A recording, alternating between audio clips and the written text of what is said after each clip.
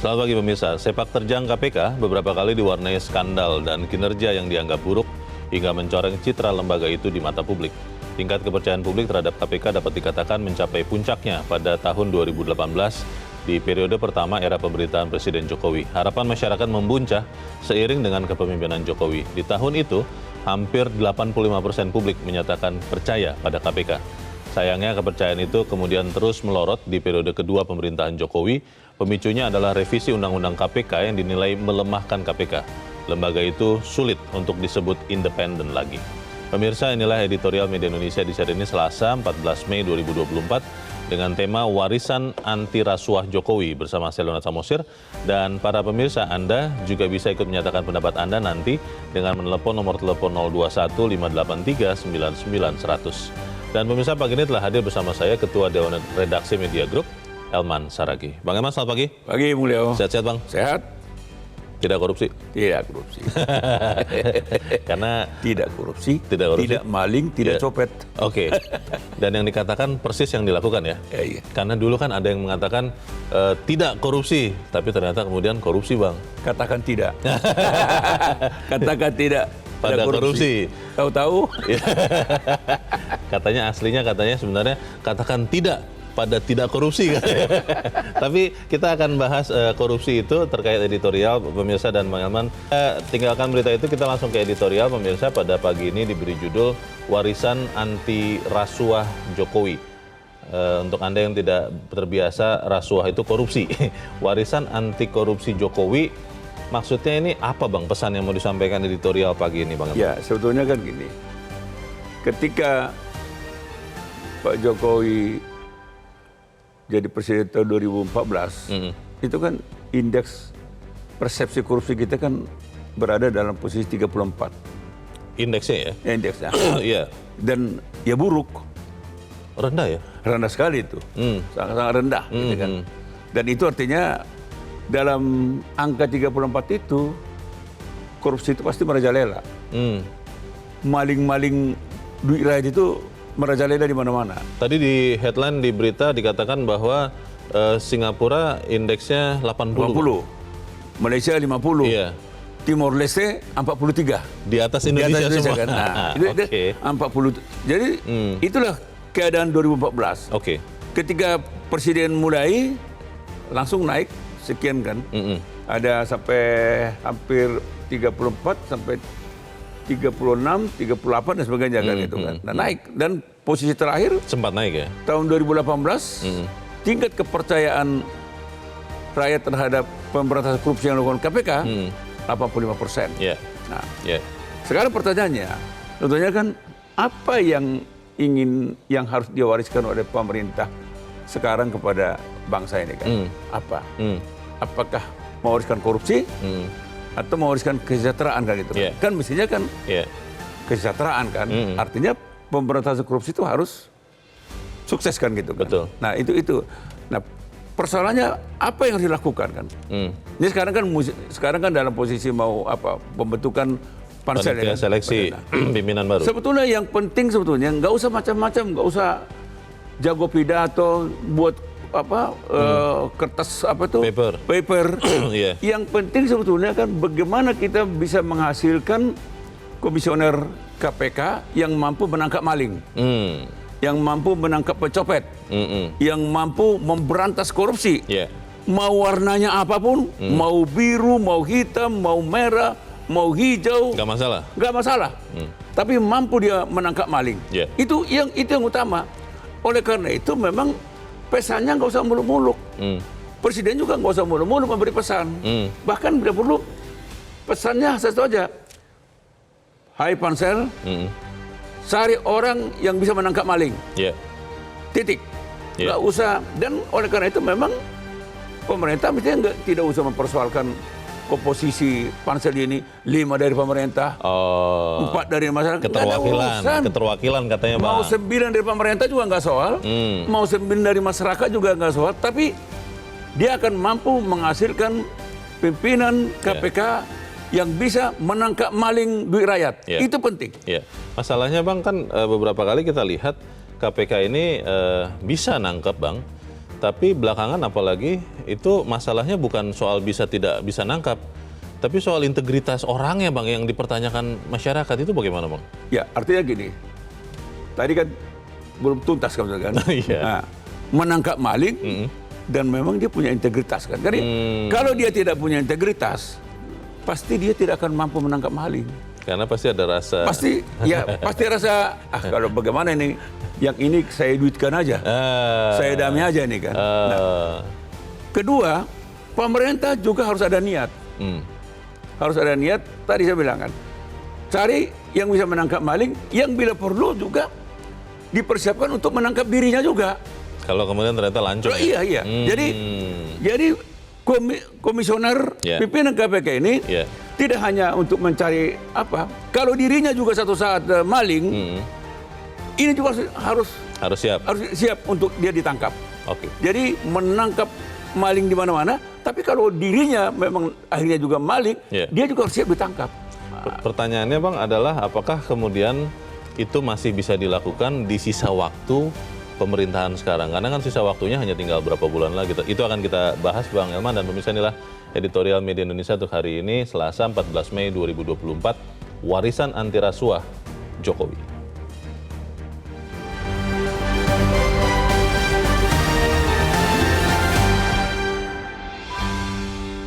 Warisan anti rasuah Joko Widodo.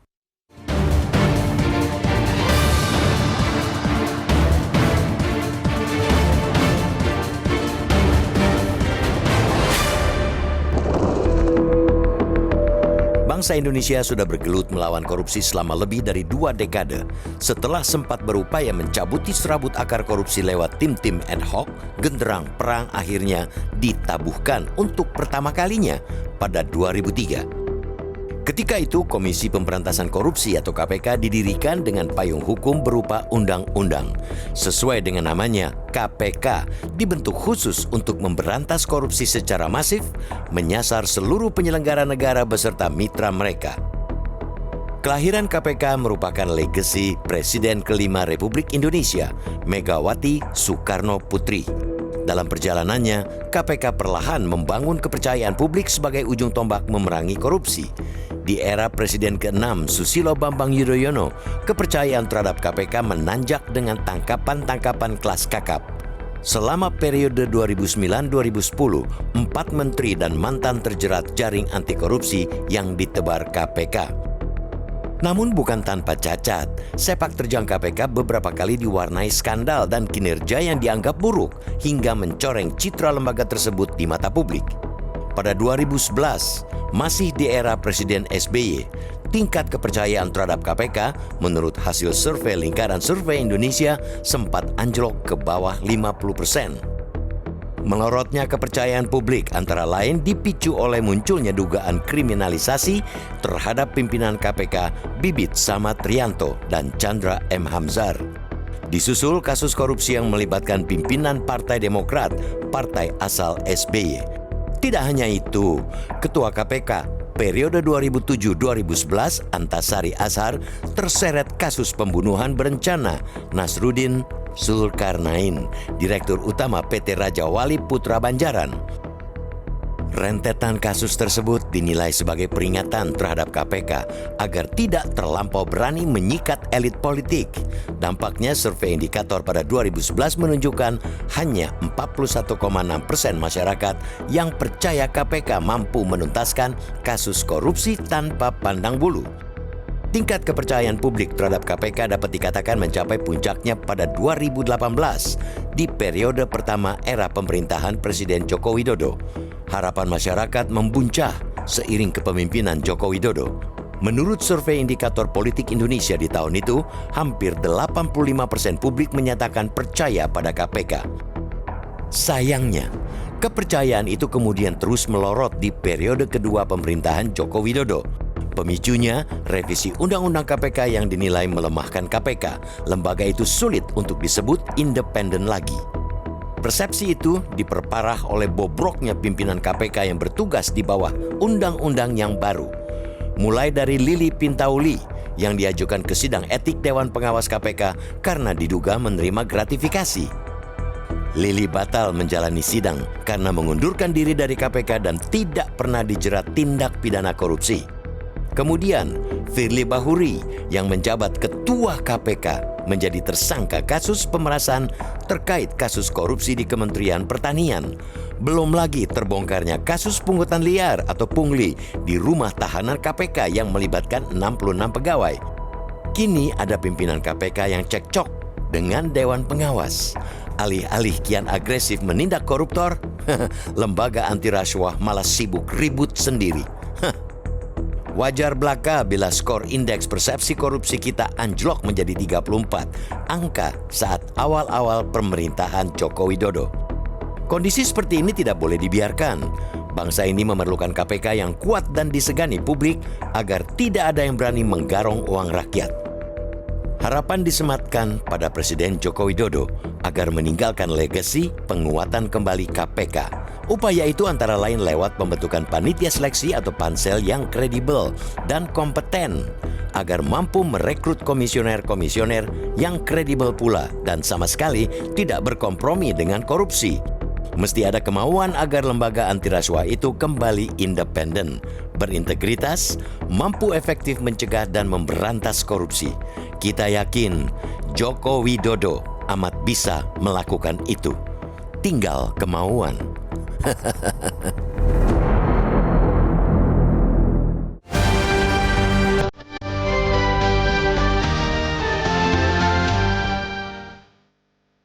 Di bagian berikut Anda bisa ikut menyatakan pendapat Anda terkait editorial pagi ini pemirsa. Untuk saat ini tetaplah bersama kami.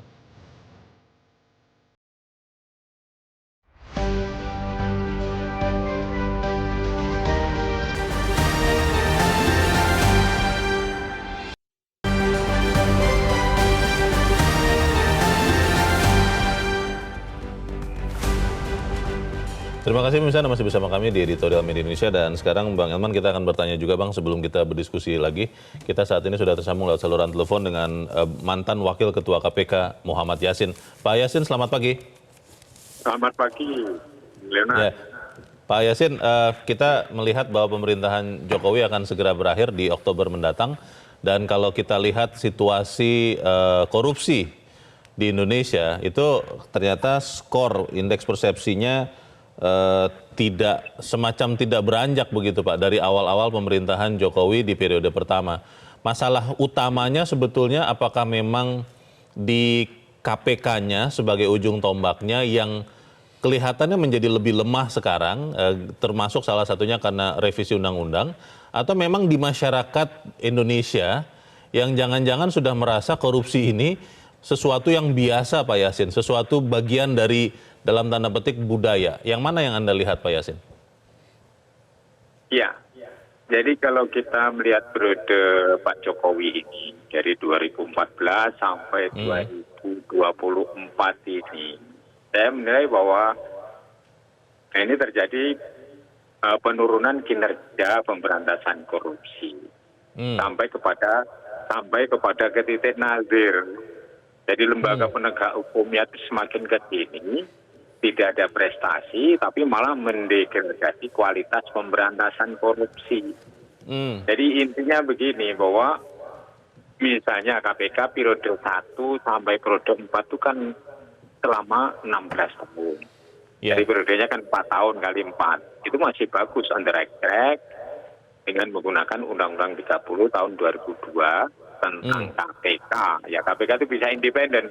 Betul yang dikatakan oleh Bung Leonard tadi, setelah adanya itu perubahan menjadi Undang-Undang Nomor 19 tahun 2019, maka ini menjadi tidak independen, struktur organisasinya menjadi penyebab kinerja KPK itu tidak efisien lagi, tidak independen itu menjadikan miskin integritas dari bawah, dari atas sampai bawah ini menjadi rusak. Apalagi kalau kita melihat banyak pimpinannya terlibat masalah etik dan pelanggaran hukum.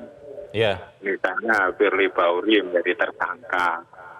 Terus kemudian dari salah satu komisioner wanita itu, Lili Piantuli, itu juga sebenarnya melanggar hukum. Melanggar hukum karena menerima gratifikasi. Kenapa kok tidak diproses hukum? Akhirnya sampai ke bawah di tingkat penjaga tahanan KPK pun juga ikut Urutannya. memeras. Jadi sudah rusak lembaga ini, marwahnya menjadi hilang, dan KPK sendiri menjadi seakan-akan itu alat Oke. pemerintah untuk untuk tidak bisa lagi bergerak seperti yang dulu. Pak Yasin, Karena integritasnya rendah, ya. Oke, Pak Yasin, kuncinya untuk mengembalikan Pak KPK kepada kondisi dulu pada saat awal pembentukan apa Pak? Apakah memang betul banyak orang mengusulkan undang-undangnya dikembalikan lagi ke undang-undang yang awal sehingga KPK independen? Atau yang mana Pak usulan Bapak? Ya saya kira yang simpel itu kembali ke Undang-Undang 30 tahun 2002. Itu yang sudah proven ya. Yang sudah proven itu artinya sudah terbukti bahwa selama 16 tahun itu KPK itu on the right track, yaitu melaksanakan tugas pemberantasan korupsi itu terhadap high ranking official, yaitu pejabat-pejabat yang punya kedudukan tinggi, pejabat negara dan sebagainya, termasuk penegak hukum. Oke. Nah sekarang itu minim prestasi sekali ini, sangat apa itu namanya, ya. Sangat tidak bagus lah begitu. Baik. Nah, sehingga jadi di samping mengembalikan ke ke undang-undang yang lama, ini kan menjelang pemilihan komisioner KPK. Iya. Tunjuklah ini Pak Jokowi ini biar meninggalkan satu katakanlah ya warisan. Aku namanya ya istilahnya legasi yang bagus. Tunjuklah orang-orang itu anggota pansel itu yang paham KPK dan memilih orang-orang yang paham KPK, mempunyai kompetensi dan integritas yang tinggi. Baik. Jangan sampai seperti sekarang ini, periode 5 ini. Begitu Bung Leonard. Oke. Kita harap apa yang kita sampaikan ini dan yang disampaikan oleh Pak Yasin juga menyumbangkan bagi perbaikan KPK. Terima kasih mantan Wakil Ketua KPK Muhammad Yasin sudah mencerahkan kami. Selamat pagi Pak Yasin. Apakah benar Bang Elman seperti yang dikatakan Pak Yasin, kembalikan undang-undang KPK ke yang awal, itu akan langsung serta-merta bisa membalikkan kondisi KPK sebagai ujung tombak pemberantasan korupsi, Bang? Tidak cukup ya. Tidak cukup? Tidak cukup, hanya salah satu diantaranya memang mengembalikan ke undang-undang yang awal, sehingga KPK itu menjadi independen kan. Tapi itu tidak cukup. Memang harus ada niat dan kemauan pemerintah. Kalau pemerintah ini berkeinginan, bertekad memberantas korupsi, undang-undang sekarang juga tetap bisa. Tapi walaupun undang-undangnya diubah, dikembalikan kepada yang lama, tapi kalau tekad dan niat pemerintah tidak ada dan tidak serius untuk memerangi, memberantas korupsi, tetap sia-sia.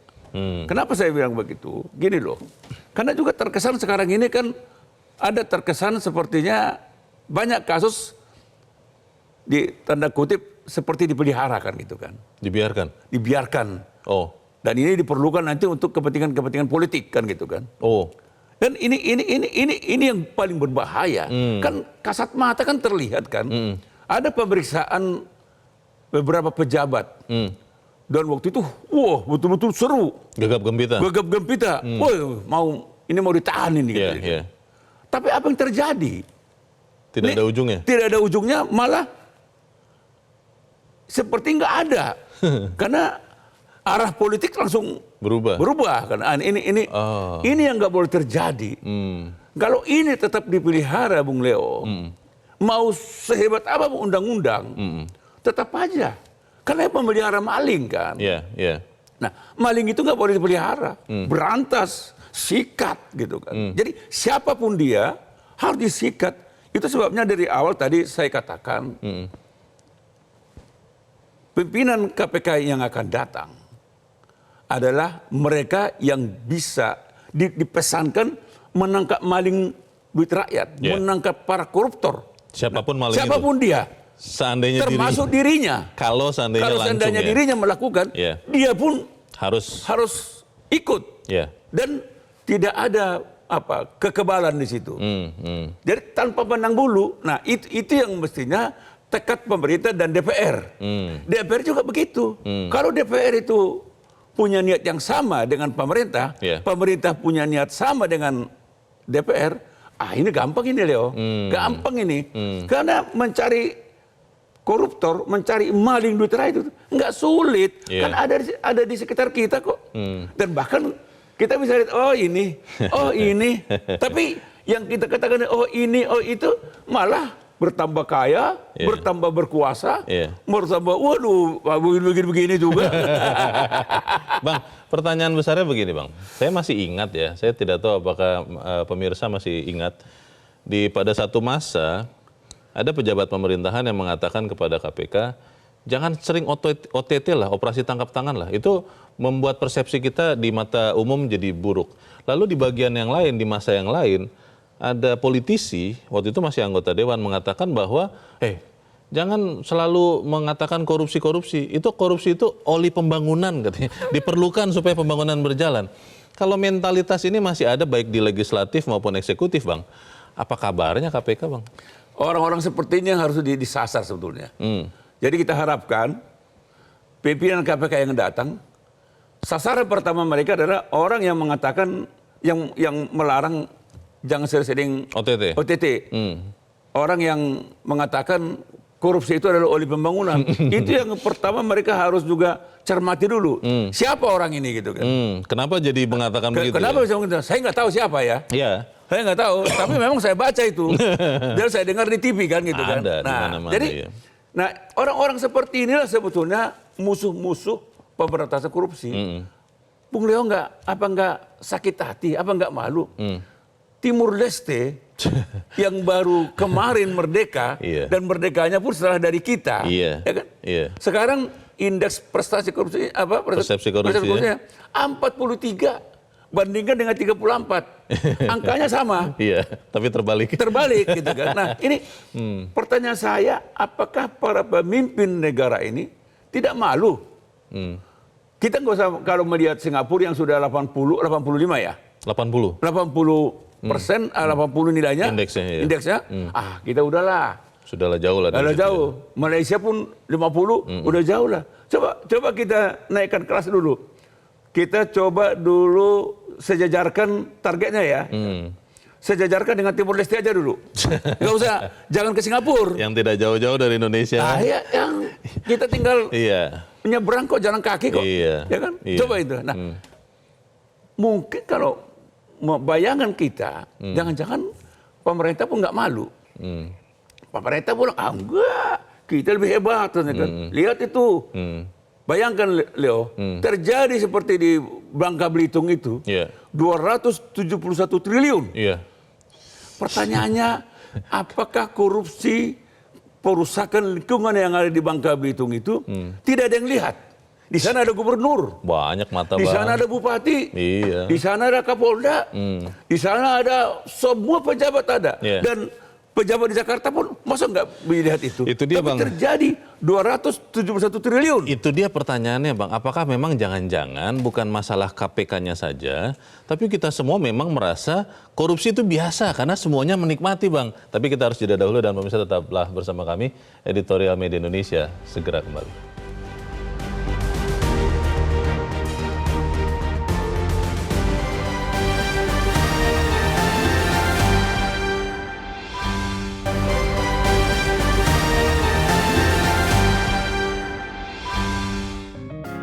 Media Indonesia mengajak Anda untuk mengakses fitur premium e-paper. Dengan sajian konten berbasis intelektual dan meneguhkan kebangsaan, Media Indonesia tampil dengan lebih dinamis melalui e-paper Media Indonesia yang dapat Anda akses kapan saja, di mana saja. Caranya mudah, download aplikasi Media Indonesia di Android atau ketik link e-paper.mediaindonesia.com atau bisa scan QR code pada layar kaca Anda. Klik tab e-paper di bagian samping layar tablet Anda. Daftarkan data diri, serta pilih paket berlangganan e-paper Media Indonesia sesuai dengan kebutuhan Anda. Nikmati juga bonus spesial tambahan 4 halaman rubrik fokus setiap hari. Semua bisa Anda dapatkan hanya di e-paper Media Indonesia. Untuk informasi lebih lanjut, hubungi customer service di nomor 0811 1201 2018 atau kunjungi media sosial @mediaindonesia. Media Indonesia, referensi bangsa. Terima kasih pemirsa masih bersama kami di Editorial Media Indonesia dan sekarang waktunya kita Bang Elman untuk mendengarkan juga pendapat dari pemirsa Metro TV. Kita sudah terhubung dengan pemirsa Metro TV di Curup Bengkulu, Pak Edward. Pak Edward, selamat pagi. Selamat pagi Bung Leonard, selamat pagi Bung Hilman. Selamat pagi Pak Edward. Silakan Pak pendapat Anda Pak. Bagaimana nih melihat warisan anti korupsi, anti rasuah Jokowi Pak? Kita sekarang rasuahnya dari korupsinya. Kita seluruh bangsa Indonesia sangat prihatin. Sadar betul bahwa gara-gara korupsi inilah Indonesia sulit untuk meningkatkan negara yang lebih baik. Karena memang di mana-mana menjalar sampai ke tingkat kelurahan itu korupsi terjadi. Yang kita sesalkan adalah sekarang itu Jokowi mungkin sudah memberi keteladanan tidak korupsi. Tetapi orang di lingkungannya ini yang korupsi. Ini yang kita bingung. Karena sulit untuk mengawasi mereka sendiri-sendiri. Kedua, dibentuknya KPK itu kan karena tidak percaya dengan lembaga-lembaga penegak hukum lainnya. Kurang kepercayaan lah, hilang trust. Dibentuklah komisi ad hoc dulu ya, KPK. Tetapi sayangnya, KPK ini dipilih oleh DPR. Orang mau jadi anggota DPR itu menghabiskan dana puluhan miliar. Nah, mereka juga takut kalau diri mereka nanti diproses oleh KPK dalam tindakan, karena pasti menyerempet bahaya tindakan DPR ini. Mungkinkah dengan perjalanan dinas lah segala macam-macam. Nah sekarang orang-orang cobalah sekarang pilih orang yang punya integritas. Kalau soal aturan mungkin ada benarnya gara-gara aturannya tidak lagi lembaga independen.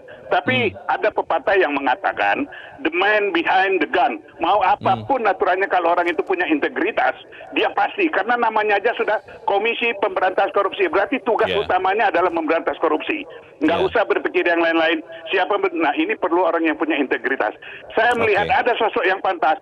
Angkatlah Mahfud MD ketua KPK. Berani nggak orang-orang lain DPR mengangkat Mahfud MD sebagai ketua KPK? Di jajaran-jajaran bawahnya mungkin ada Ahok dan yang lain-lain yang betul-betul sudah teruji, bahwa mereka tidak korupsi. Mungkin turun level Mahfud MD dari Menteri Menko Polhukam jadi ketua KPK, nggak apa-apa, demi pengabdian kepada negara, dimanapun bisa mengabdi untuk negara demi kebaikan negara. Itu yang kedua. Yang ketiga, keteladanan tidak cukup di Indonesia. Saya yakin Jokowi itu kalau korupsi 10.000 aja itu sudah diproses sama dengan Gus Dur gara-gara bantuan dari Brunei itu kan laju diproses. Sehingga karena tidak bisa memberi keteladanan, tapi yang bawah-bawahnya sulit. Mereka memang mencari peluang untuk korupsi. Mudah-mudahan Indonesia ini lebih baik. Pilihlah komisioner yang penuh integritas. Dan yang menyeleksi juga orang yang punya integritas. Terima kasih. Terima kasih Pak Edward di Curup Bengkulu untuk pendapat Anda. Selamat pagi Pak. Di belakang Pak Edward ada Pak Yusuf di Jakarta. Pak Yusuf, selamat pagi. Selamat pagi Bung Leo, selamat pagi Bung Saragi. Selamat pagi Pak Yusuf. Saya kira Pak Jokowi itu tidak punya kapasitas dan kemauan untuk melakukan pemberantasan korupsi. Itu poin pertama. Nah, ada 3 barangkali, ada 4 ya yang korupsi selama ini. Pertama eksekutif, legislatif, kemudian yudikatif. Nah, saya kira saya yang bicara presentifnya dulu barangkali ya. Kita mencoba mencegah korupsi. Pertama saya kira memang undang-undang harus kembali Pak. Itu harus ada independensi. Jadi ada di KPK itu benar-benar tidak boleh ada yang atur. Kita kembalikan undang-undang. Yang kedua, saya kira perlu memang orang-orang yang akan memilih. Panitia ini harus punya kapabilitas juga, punya integritas. Dan dia mampu memilih orang-orang yang punya kapasitas dan punya integritas. Yang ketiga, saya kira tidak perlu lagi melalui pemilihan melalui DPR barangkali. Cukuplah orang-orang yang profesional ini kita berikan berikan otoritas untuk memilih. Yang keempat, barangkali dari sisi di birokrasi Pak, KPK harus memantau, mengikuti rekrut pejabat eselon 1-2. Karena orang-orang yang selama ini, yang saya tahu, saya banyak komunikasi kebetulan, orang-orang yang dipilih itu adalah orang-orang yang membayar Pak. Nah, sehingga orang-orang ini menimbulkan korupsi. Itu yang harus diberantas. Baik. Terima kasih Pak Yusuf di Jakarta untuk pendapat Anda. Selamat pagi Pak. Di belakang Pak Yusuf ada Pak Makmur di Makassar, Sulawesi Selatan. Pak Makmur, selamat pagi. Selamat pagi Pak. Selamat pagi Pak Makmur. Silakan Pak pendapat Anda Pak. Bagaimana kita melihat warisan anti korupsi Jokowi ini Pak? Silakan Pak. Jadi melihat warisan anti korupsi Jokowi ini, saya melihat ini semakin memperbesar saja, memperluas saja ini korupsi di tanah air. Jadi saya hanya memberikan satu usulan bahwa untuk mencegah korupsi yang semakin merajalela, ya jangan kita melihat daripada perubahan. Jadi saya tidak sependapat kalau ada beberapa pakar yang menyatakan bahwa hukumnya sudah bagus tapi penegakannya tidak bagus. Ya. Bagi saya, kalau korupsi mau diberantas, jadi kita kategorikan saja kerugian negara yang diambil oleh pelaku. Misalnya kalau dia merampok 500 juta, ya kan perlu batas sanksi pidananya adalah 10 tahun. Ya. Diberikan batas daripada itu. Kemudian mengenai pengusulan pembentukan pimpinan KPK yang baru, itu tidak perlu ada lagi lembaga yang melakukan pengusulan. Itu regulasinya dicabut. Diberikan saja kepada masyarakat di beberapa daerah, memberikan dukungan siapa yang mereka usul untuk jadi pimpinan KPK. Itu yang pertama. Yang kedua adalah jangan hanya pada unsur pimpinan KPK saja yang diseleksi. Ini kita tidak pernah melihat penyidik-penyidik KPK yang berasal dari kepolisian maupun kejaksaan.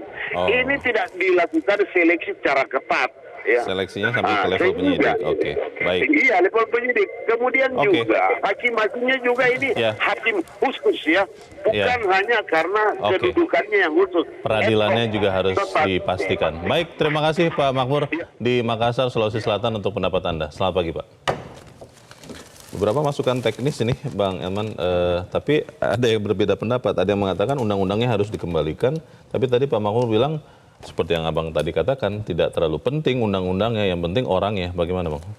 Ya memang KPK itu kan tidak hanya pimpinannya. Pimpinannya bagus, kalau tingkat penyidiknya juga nggak bagus kan sama saja. Sami mawon kan. Nah ini yang mestinya juga harus disepakati. Kesepakatan semuanya. Jadi kalau misalnya penyidiknya atau jaksanya datang misalnya dari kejaksaan, dari kepolisian, mereka itu betul-betul diserahkan sepenuhnya menjadi organik di KPK. Dan haram hukumnya mereka berhubungan dengan institusi asal. Gitu. Itu penting. Jadi memang kalau bisa sih ya mereka-mereka yang jadi penyidik di KPK itu kan harus dihasilkan oleh KPK. Sendiri gitu kan, penyidiknya gitu ya. Itu mungkin lebih bagus kan. Idealnya begitu. Tapi kalau itu belum cukup, kalau tetap harus membutuhkan misalnya dari kejaksaan maupun di kepolisian, maka mereka ini harus betul-betul menyatu. Dan langsung diputus mata rantainya gitu kan. Nah itu penting itu. Baik, kita akan jeda dahulu Bang Elman dan pemirsa tetaplah bersama kami, Editorial Media Indonesia segera kembali.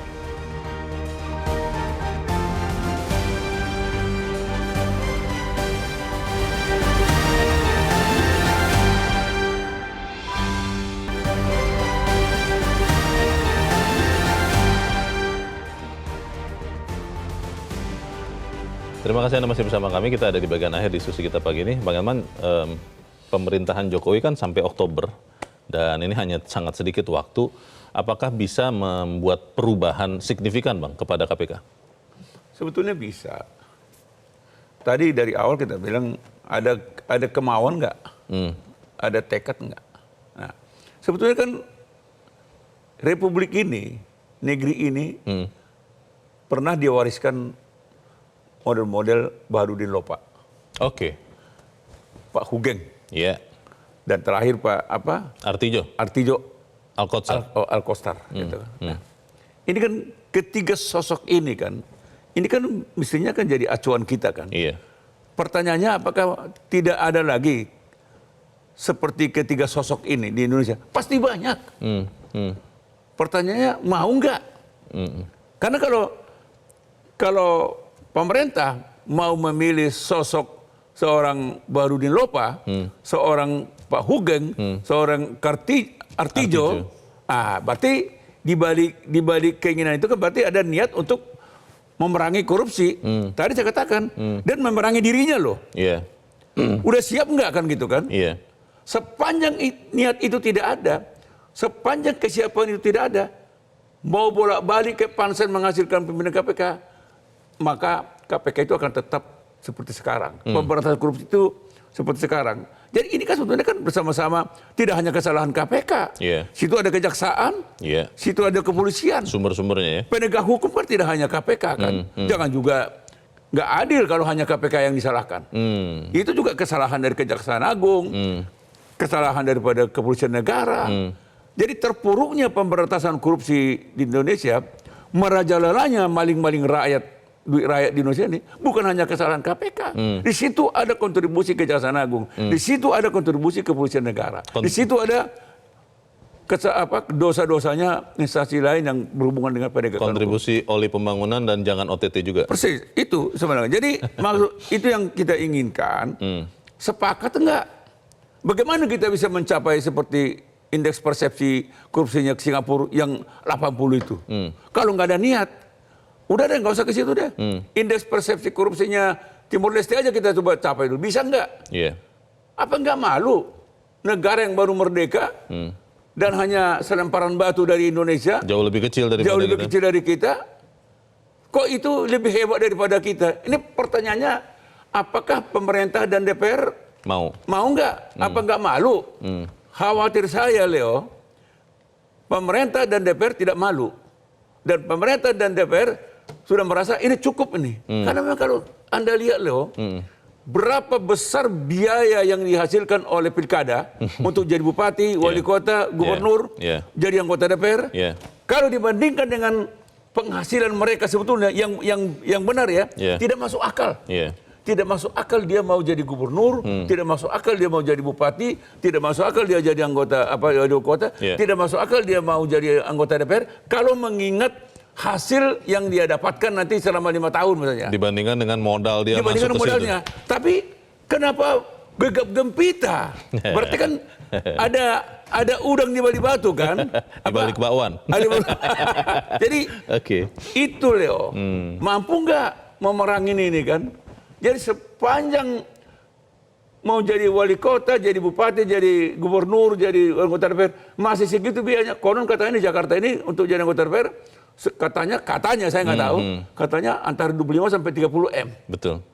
Anda bisa bayangkan, mampu nggak itu kembali dalam waktu 60 bulan, 5 tahun? Tentu tidak. Tentu tidak. Tapi kenapa dia happy? Kenapa dia begitu dapat? Waduh. Jadi yang penting kalau memang mau pasti bisa ya, Bang. Jadi sebetulnya gini ya. Kalau orang mau jadi bupati, dari wali kota, gubernur, jadi anggota DPR itu tidak lagi pakai biaya, ya kan? Biaya siluman. Tidak lagi biaya siluman. Berarti kita sudah sukses memberantas korupsi. Sepanjang biaya siluman itu masih sebegini, sampai kapanpun kita tidak akan pernah sukses. Jadi warisan yang akan datang adalah warisan maling duit rakyat. Semoga itu tidak terjadi, saya harapkan begitu. Tapi setidak-tidaknya apa yang kita sampaikan di sini bisa menyumbangkan bagi pemberantasan korupsi. Bang Elman, terima kasih sudah di tempat ini. Selamat pagi, Bang. Pagi-pagi. Pemirsa, harapan disematkan pada Presiden Jokowi untuk meninggalkan warisan penguatan kembali KPK. Mesti ada kemauan agar KPK kembali independen, berintegritas, dan mampu efektif mencegah dan memberantas korupsi. Kita yakin Presiden Jokowi amat bisa melakukan itu. Hanya tinggal kemauan. Saya Leonard Samusim, terima kasih Anda sudah menyimak editorial Media Indonesia untuk pagi ini. Terus jaga kesehatan Anda, terus jaga nurani Anda. Selamat pagi, sampai jumpa.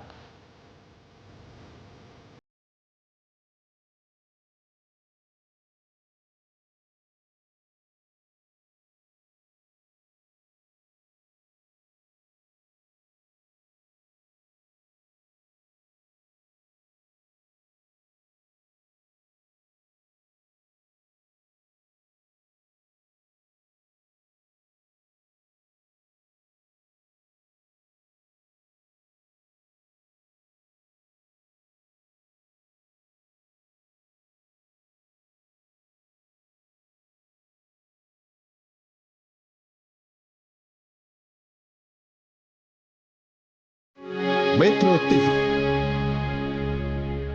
Jelajahi cara baru mendapatkan informasi. Download Metro TV Extend sekarang.